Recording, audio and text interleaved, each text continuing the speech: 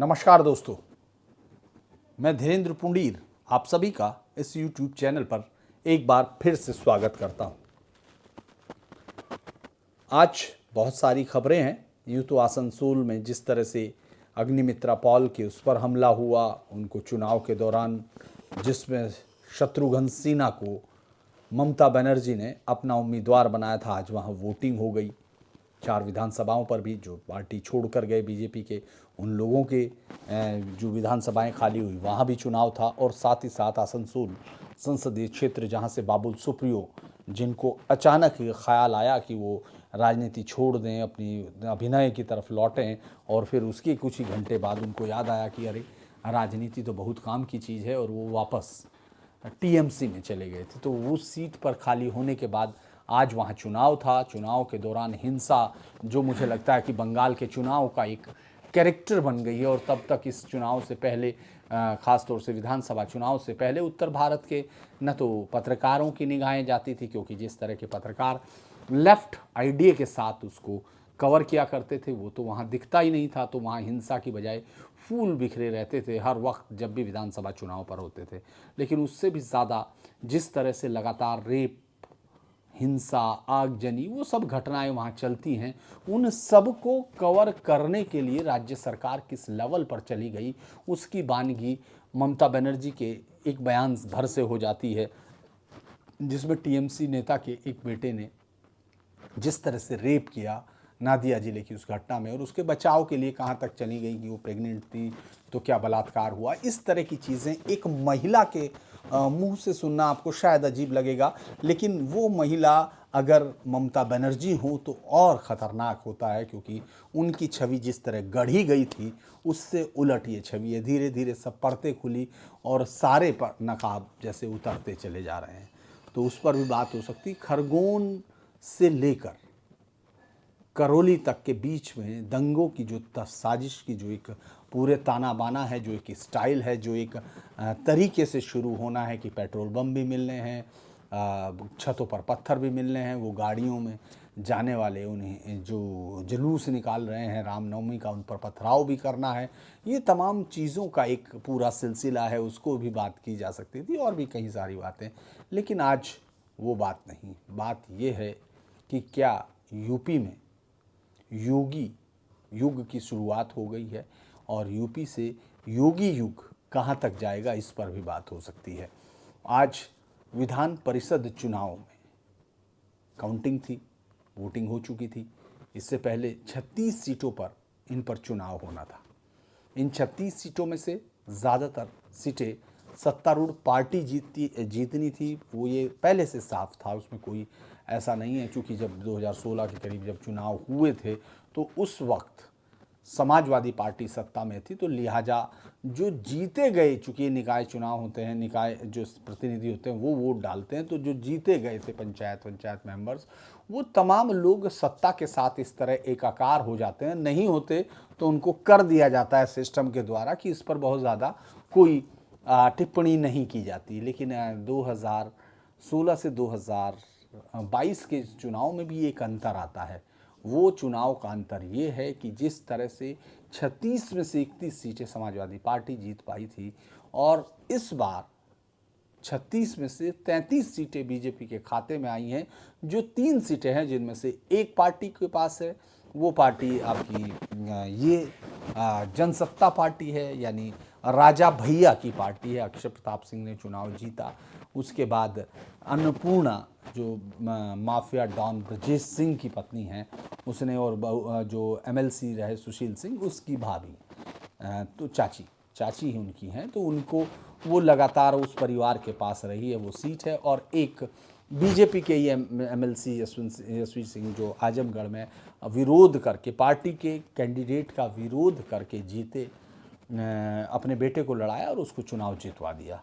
तो ये 3 सीटें हैं जिनमें से अन्नपूर्णा ने जीतने के बाद तुरंत कहा कि उनकी बीजेपी के जो प्रधानमंत्री योगी हैं, मोदी हैं, उनके कार्यों के प्रति बहुत ही श्रद्धा है, और तमाम चीज़ें हैं। इसी तरह की उम्मीद आप दूसरे तमाम सबसे कर सकते हैं।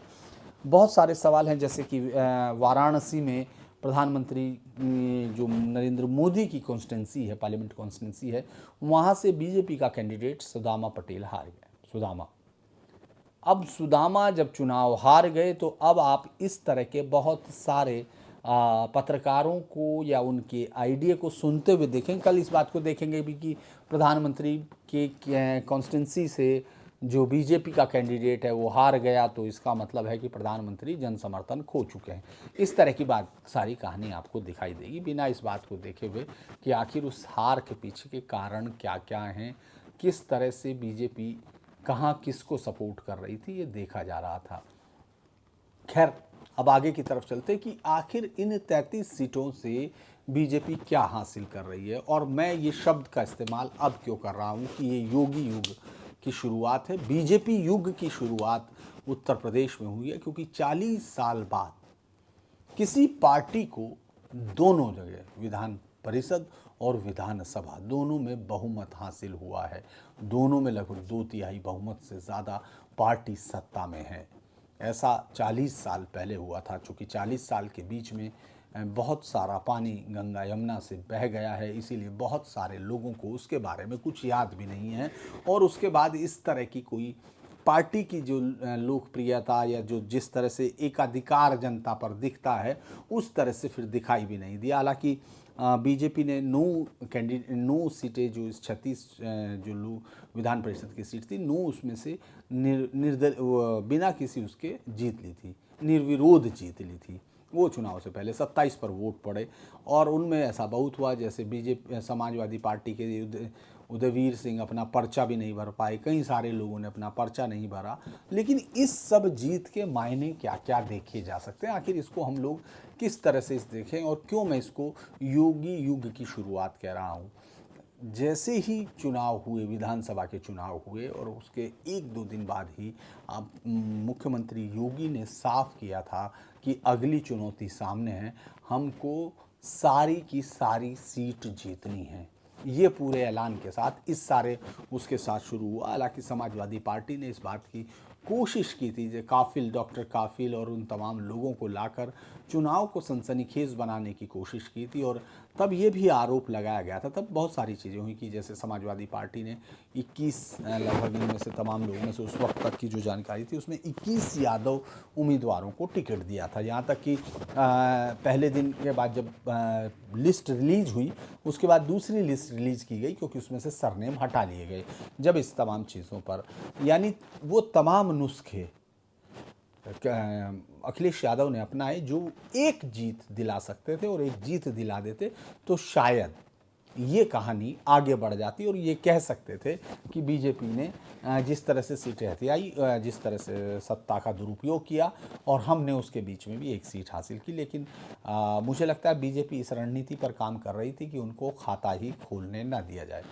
तो विधानसभा चुनाव में जिस तरह की करारी हार हुई, विधान परिषद के फैसले को भी हम लोग, मैं फिर आपसे कह रहा हूँ कि इसमें वाकई जो सत्ता होती है उसकी बड़ी ताकत होती है, चाहे वो उस पर प्रेशर डालने वाली ताकत हो या फिर उनको काम करना है अपना साथ में मिलके, क्योंकि अगले 5 साल तक जो पार्टी सत्ता में रहेगी अगर आपको काम करने हैं तो उनके साथ मिलकर ही चलना होता है। विधानसभा में आपको अपने वार्ड में काम कराना है, आपको अपने पंचायत क्षेत्र में काम कराना है, तो तब सबके लिए आपको ज़रूरत सरकार की पड़ती है। इस पर भी ज़्यादा जोर दिया जाता है। लेकिन बहुत सारी चीज़ें इन 3 जो जीतने वाली सीटें हैं जिसमें से एक जनसत्ता पार्टी जो है, जो उनकी पार्टी है, राजा भैया की पार्टी है, बाहुबली राजा भैया की पहले खुद वो जीत कर दिखाए। उस समय उनके खिलाफ बीजेपी और समाजवादी पार्टी दोनों की तरफ से कैंडिडेट खड़े थे और मुलायम सिंह के बेटे अखिलेश यादव जो राज्य के 5 साल मुख्यमंत्री रहे, वो लगातार इस बात को भुलाते रहे कि राजा भैया का समाजवादी पार्टी के साथ किस तरह का रिश्ता रहा था। अब ये एक दूसरे के साथ व्यक्तिगत वैमनस्य ज़्यादा दिखाई दिया जब उन्होंने जाकर वहाँ चुनौती दी, कुंडा में कुंडी लगाने का आह्वान किया। और उस वक्त राजा भैया ने साफ किया कि किसी माई के लाल में इतना दम नहीं कि वो कुंडा की कुंडी बंद करा दे, और लिहाजा उन्होंने अपनी बात को वहाँ साबित भी किया। जीत का अंतर जरूर घटा, लेकिन कभी राजा भैया के दाएं हाथ रहे। गुलशन यादव को जब टिकट दिया गया, खड़ा किया गया, तो ये कहा गया कि इस बार ये जीत नहीं पाएंगे, लेकिन राजा भैया ने वो चुनाव जीता और इसके बाद अपने ही जो रिश्तेदार हैं उनके अक्षय सिंह, कोई मौसेरा भाई शायद, उसको जो है लगातार कई बार से वो जिताते रहे हैं। और वो अक्षय प्रताप सिंह ने फिर जीत हासिल की, यानी बीजेपी के अलावा ये दूसरी पार्टी इसमें जीती है। न सपा जीत पाई, ना आरएलडी जो गठबंधन है, चूँकि बहुजन समाज पार्टी इसमें हिस्सा नहीं लेती है और कांग्रेस के लिए हिस्सा लेने के लिए यहाँ कुछ था नहीं। उनके पास कहीं भी ना कोई मेंबर थे, ना उनके पास पार्टी थी, ना उनके पास यहाँ कहीं लोग थे। क्योंकि अभी भी मुझे लगता है कि उत्तर प्रदेश के कांग्रेसी राहुल गांधी के उस जो भाषण को समझने की कोशिश कर रहे होंगे कि जनता ने उनको किस तरह मारा, कैसे मारा और किस तरह पीटा और उनको समझाया है। तो जनता अभी उनको समझा रही है और उत्तर प्रदेश की जनता ने, मुझे लगता है, उनके भाषण को देखे तो और ज़्यादा प्यार से उनको समझाने की कोशिश की है। और उसमें सबसे बड़ा काम यही हुआ कि आपकी यहाँ ज़रूरत नहीं है, क्योंकि एमएलसी दिनेश सिंह का चुनाव जीतना, दिनेश सिंह वही पंचवटी के जो है, कोई रायबरेली की राजनीति को जो ज़रा सा भी समझता है, वो पंचवटी एक जगह का नाम नहीं, वहाँ ताकत के नाम में बदल चुका है। सोनिया गांधी, राहुल गांधी, प्रियंका गांधी, अगर उन गांधी परिवार की ताकत आप देखते थे तो वो वहाँ अब दिनेश सिंह एक उसकी बड़ी ताकत थी, जिसने अपने भाई राकेश सिंह को विधानसभा में टिकट भी दिलवाया बीजेपी से, मतलब पार्टी स्विच ओवर कर दी और उसी वक्त ये ऐलान कर दिया था कि यहाँ से कांग्रेस का सफाया हो गया, अब रायबरेली में कांग्रेस नहीं है। तो ये बात तो 2024 में देखी जाएगी कि आखिर रायबरेली से क्या, भले ही विधानसभा सीटों में तो खैर कुछ मतलब ही नहीं रहा था, बहुत दिनों से कांग्रेस वहाँ से खत्म हो चुकी थी, क्या लोकसभा भी वहाँ से गायब हो रही है। वापस आते हैं कि आखिर ये योगी युग क्यों है। सबसे बड़ा, अगर आप रालोद को देखें, जो वेस्टर्न यूपी के अलग अलग जगह, समाजवादी पार्टी ने सब जगह लूज़ किया है, कहीं नहीं थी, गठबंधन के साथ थी, लेकिन रालोद के सुनील रोहटा को देखा गया। अगर देखें तो चुनाव से पहले अपने आप को काफ़ी, मुझे वो सारे बयान याद आ रहे हैं, और ख़ास तौर से जयंत चौधरी अभी हालांकि कहीं दिखाई नहीं दिए, कोई बयान नहीं दे रहे हैं, लेकिन उस वक्त वो ज़रूर योगी जी के खिलाफ, जो मुख्यमंत्री योगी हैं, उनको सीधे ललकारते हुए दिख रहे थे। और सोशल मीडिया पे इस तरह दिखाया जा रहा था जैसे वो वाकई उनकी टक्कर के और उनके बराबर के इलाके में, उनके बराबर में वो, और बिल्कुल जयंत चौधरी इस राज्य के मुख्यमंत्री बन रहे हो, ना कि एक 8, 10, 35 सीटों पर चुनाव लड़ने वाली पार्टी, जो अपने बहुत ताकत के साथ लड़ने के बाद 8 सीटें, जिनमें से 5 सीटें उनकी अपनी और 3 सीटों पर उन्होंने दूसरी पार्टी यानी समाजवादी पार्टी के कैंडिडेट्स को टिकट दिया था और उनके बस अपने चुनाव पर लड़ाया था। तो वो एक पार्टी भी गायब दिखाई दी, कहीं दिखाई नहीं दिया। हालांकि 24 साल से अगर आप देखें, सुशील जो ब्रजेश सिंह माफिया डॉन हैं, और मुख्तार अंसारी के गैंग के सामने उसकी गैंग चलती है, और पूर्वांचल से लेकर तमाम ठेकों पर, तमाम जितनी भी ठेकेदारी है उन पर वो एक माफिया डॉन की तरह उसका कब्जा रहता है। लेकिन 24 साल से लगातार जीतना, उसमें अलग अलग सरकारें, वो आपके हक की भी हो सकती हैं और आपके खिलाफ भी रही होंगी, और उस वक्त भी जब आप फरार रहे तो, लेकिन इसके बावजूद वहाँ से इलाके से जीतना, बहुत सारी चीज़ों को इन जो रीजनल पार्टियां हैं, जो जाति आधारित दम पर जीतने वाली पार्टियां होती हैं, उनके सामने सवाल खड़े करते हैं। उसी तरह से अगर आप राजा भैया का देखें तो राजा भैया को निपटाने के लिए कई बार कोशिश, राजनीतिक तौर पर निपटाने की मैं बात कर रहा हूँ, उसमें कई कोशिशें हुई, लगातार कोशिशें हुई, लेकिन ये पार्टी अपने आप को, राजा भैया वहाँ सरवाइव करते हुए दिखाई दिए। एमएलसी जो है, उन्होंने भी अपने आप को, यशवंत सिंह ने अपने बेटे को जिताकर ये दिखा दिया, निर्दलीय, उनको पार्टी से भी निष्कासित कर दिया गया, बीजेपी के ही हैं, लेकिन उन्होंने जिताकर ये दिखाया कि खुद से भी आदमी अगर उसके रिश्ते हैं तो वो बेहतर तरीके से जीतता है। लेकिन समाजवादी पार्टी के सामने ये एक सवाल है कि उसका एक भी कैंडिडेट जीत पाने में कोई भी कामयाब नहीं हुआ। आपको याद होगा उस वक्त जब चुनाव हुए थे, पंचायत चुनाव हुए थे और गांव के इस तरह के चुनाव हुए थे, तो आपने उन तमाम यूट्यूबर से लेकर उन पत्रकारों को आसमान पर हल्ला काटते हुए देखा था, जो ये कह रहे थे कि इसके साथ ही बीजेपी खत्म हो गई। मैं इसको कोई ये नहीं कह रहा हूँ कि चूँकि बीजेपी अपने जन समर्थन को इसी चुनाव में साबित कर चुकी है। विधान परिषद के चुनाव में फिर से जन समर्थन की बात करना, ये उसी तरह से है कि आप हर बार चुनाव हार रहे हैं और हर बार आप इस तरह की चुनौती पेश करते हैं जैसे आपने पिछला चुनाव जीत रखा हो और बीजेपी को आपने धूल धूसरित किया हो। तो उसी तरह के आप बयान देखेंगे। हालांकि मैं जानता हूं कि कल संसदीय क्षेत्र के चुनाव हारने की खबर आपको ज़्यादा बड़ी चीज़ पर लगातार पत्रकारों के एक गैंग की तरफ से दिखाई देती रहेगी। योगी न केवल विधानसभा जीत रहे हैं, योगी न केवल विधान परिषद जीत रहे हैं, वहीं योगी एक नए सपने को लेकर उत्तर प्रदेश की आंखों में साथ चल रहे हैं। अगर हम कहें $1 ट्रिलियन इकॉनमी की जो बात है, ये एक बहुत बड़ा, चूँकि पूरा देश ही अभी $5 ट्रिलियन की इकॉनमी बनाने के लिए संजोए हुए सपना है, पूरा देश मिला के। और उसमें से अगर कोई एक राज्य ये कह दे कि मैं $1 ट्रिलियन की इकॉनमी बनाऊंगा, तो ये एक बहुत बड़ा होता है, जिसका आधा भी करना बहुत बड़ा काम होता है। लेकिन मुझे लगता है कि योगी अब एक मॉडल पेश कर रहे हैं। योगी अब अपने लिए और जो मानदंड है वो सेट कर रहे हैं। वो अपने लिए एक ऐसा मॉडल तैयार करने की कोशिश कर रहे हैं जिसको वो दूसरे राज्यों में जाएं तो वहाँ जितने लोग हैं वो सिर्फ एक हिंदू हार्डन्ड लीडर के अलावा एक विकास की जो कहानी लिखने वाले नेता के तौर पर भी हैं। और इस बात के लिए चूँकि उनकी शुरुआत हो रही है, इसीलिए आप बीजेपी जो संसदीय दल है, जो बीजेपी पार्लियामेंट्री पार्टी का जो वो है, जिसमें 10 सीटें अक्सर होती हैं, इस वक्त अगर हम लोग देखें तो उसमें संसदीय बोर्ड का जो पार्लियामेंट्री बोर्ड है उसको वो पूरा करने वाली है। और जो नाम चल रहे हैं उसमें योगी आदित्यनाथ का भी एक नाम है, जो अभी तक है फिलहाल बीजेपी पार्लियामेंट्री बोर्ड जो वरिष्ठ नेता हैं, जिसमें उसमें पार्टी अध्यक्ष के अलावा 10 लोग और हो सकते हैं। अगर हम उसमें मौजूदा तौर पर देखें तो पार्टी अध्यक्ष हैं, उसके अलावा प्रधानमंत्री नरेंद्र मोदी हैं, गृह मंत्री अमित शाह हैं, रक्षा मंत्री राजनाथ सिंह हैं, परिवहन मंत्री नितिन गडकरी हैं, संगठन महामंत्री BL संतोष हैं, साथ ही साथ मध्य प्रदेश के मुख्यमंत्री शिवराज सिंह चौहान और राज्यसभा में सदन के नेता पीयूष गोयल भी हैं। अब पीयूष गोयल राज्यसभा के नेता होने के साथ साथ पार्लियामेंट्री बोर्ड के मेंबर हैं। अब पार्लियामेंट्री बोर्ड में 3 पद खाली पड़े हैं, एक महिलाओं को देना है, एक कहा जा रहा है अनुसूचित जाति के उसके कोटे में जा सकता है, और एक जो बचा हुआ पद है वो सिर्फ इस बार यूपी के मुख्यमंत्री योगी आदित्यनाथ को उसमें शामिल किया जाना है। आप में से बहुत सारे लोगों को याद होगा, उस पार्टी में जब परिषद हुआ था यहाँ, तो उसमें योगी जिसे राजनीतिक प्रस्ताव पढ़वाकर उनकी जो केंद्रीय नेतृत्व ने जो भूमिका उनकी निर्धारित की थी उसके संकेत दिए थे। अब पार्लियामेंट्री बोर्ड में शामिल करने के बाद उनको इस बात के लिए नवाजा जा रहा है, उनको इस बात का शायद इनाम देने की बात पार्टी की तरफ से चल रही है, क्योंकि उन्होंने जिस हालात में बीजेपी को इस चुनाव में जिताकर वापस लाए, बीजेपी वापस आई, तो उसमें योगी आदित्यनाथ का एक बहुत बड़ा दौर है।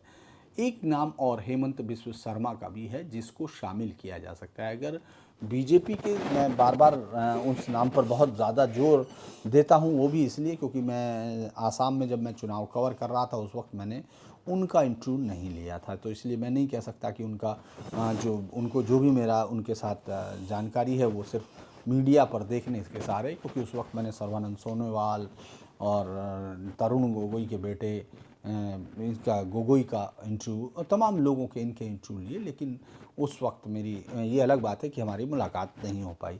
लेकिन जब से उनके फैसले, उनकी तमाम चीज़ें देखने के बाद ये लग रहा है कि वो कुछ चीज़ों में बेसिक चेंज करने में लगे हुए हैं।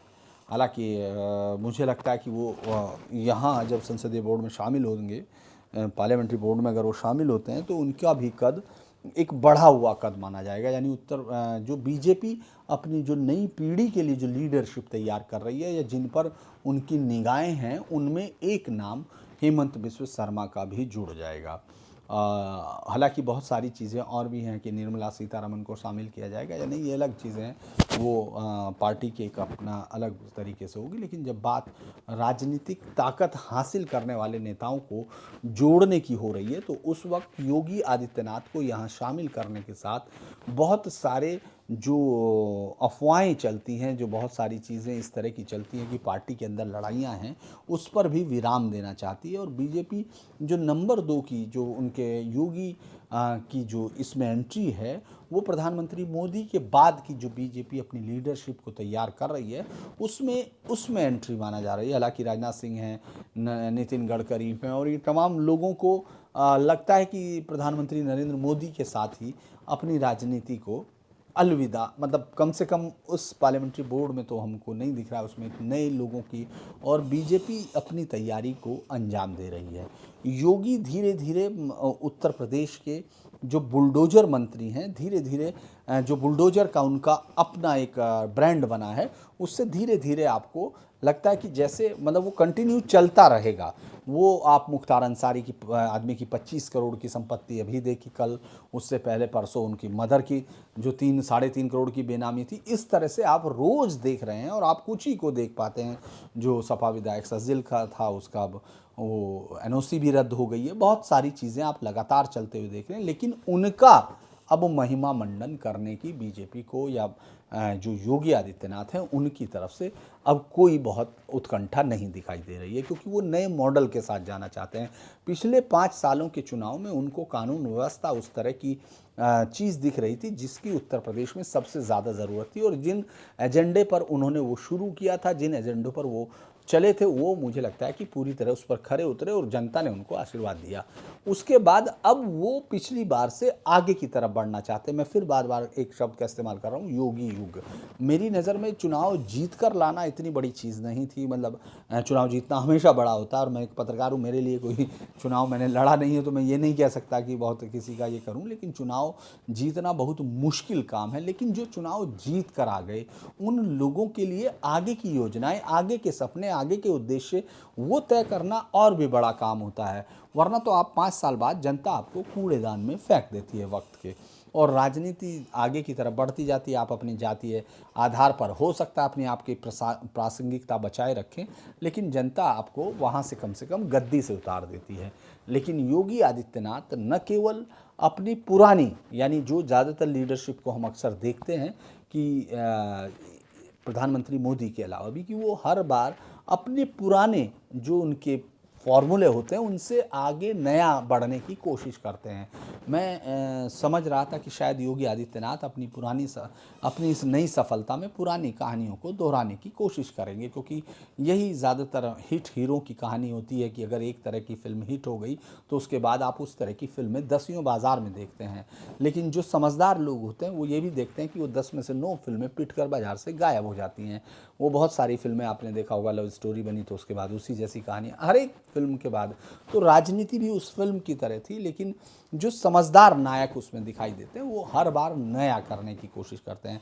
तो मुझे ये लग रहा था कि शायद योगी आदित्यनाथ अपने उस पुराने फॉर्मूले को, यानी बुलडोजर और जो कार्रवाई करना है, सख्त कार्रवाई करते हुए दिखना है, उग्र हिंदुत्व का जो उनके खास तौर पर कौर समर्थकों का उन पर दबाव रहता है, उसको फॉलो करना है। लेकिन योगी आदित्यनाथ इस बार एकदम नए एजेंडे के साथ आपको दिख रहे हैं। उन्होंने अपना गोल पहले से ही गोल पोस्ट उन्होंने और आगे बड़ा कर दिया। उन्होंने और जो है गोल पोस्ट के लिए उन्होंने कहा है कि और बड़ा गोल मुझे चाहिए। तो मुझे लगता है कि वो $1 ट्रिलियन की इकॉनमी वाला इस बार योगी अपने युग की जो शुरुआत करना चाहते हैं वो अपने इस मॉडल के साथ करना चाहते हैं। हालांकि अभी ये कहना जल्दबाजी होगी कि इस पर क्या होता है, लेकिन योगी के कम से कम कुछ चीज़ें तो आप अब दूसरे राज्यों में, जो बीजेपी शासित राज्य हैं, उनमें फॉलो होते हुए देख रहे हैं।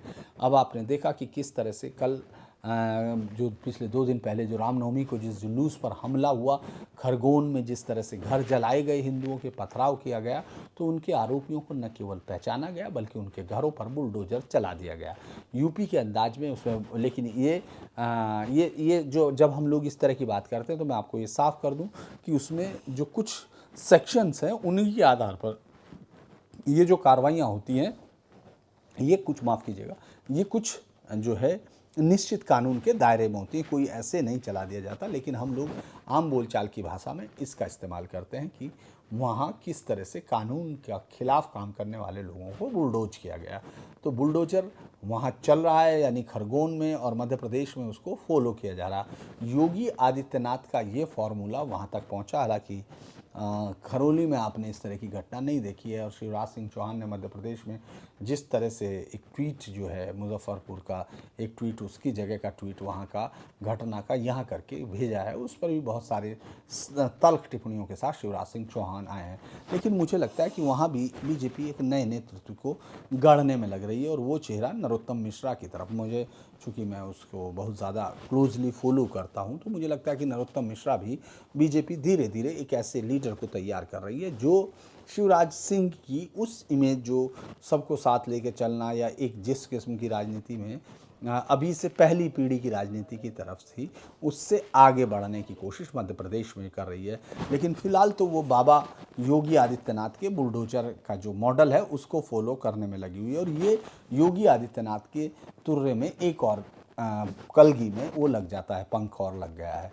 तो इसीलिए मुझे लगता है कि ये योगी युग की शुरुआत की हो रही है, और विधानसभा विधान परिषद 40 साल बाद पूरा आना, तो जो कानून जो पास करने होंगे उसके लिए आपको रोकने वाला कोई नहीं है। आप चाहेंगे तो अपनी नीतियों को लागू करने के लिए आप पास जब चाहे करा सकते हैं। 100 में से लगभग 100 सदस्यों की यहाँ विधान परिषद है उत्तर प्रदेश में, उसमें से लगभग 64 के करीब अब बीजेपी के हो रहे हैं उस सदन में। और ये भी है कि 3 अगर 67 भी किसी जगह लिखा गया है तो वो तो फाइनल टैली मिल जाएगी। लेकिन जो एक नया उत्तर प्रदेश का राजनीतिक समीकरण दिखा है उसमें विपक्ष, मुझे लगता है कि जैसे पूरी तरह से अपने आप को भगवान भरोसे छोड़ रहा है।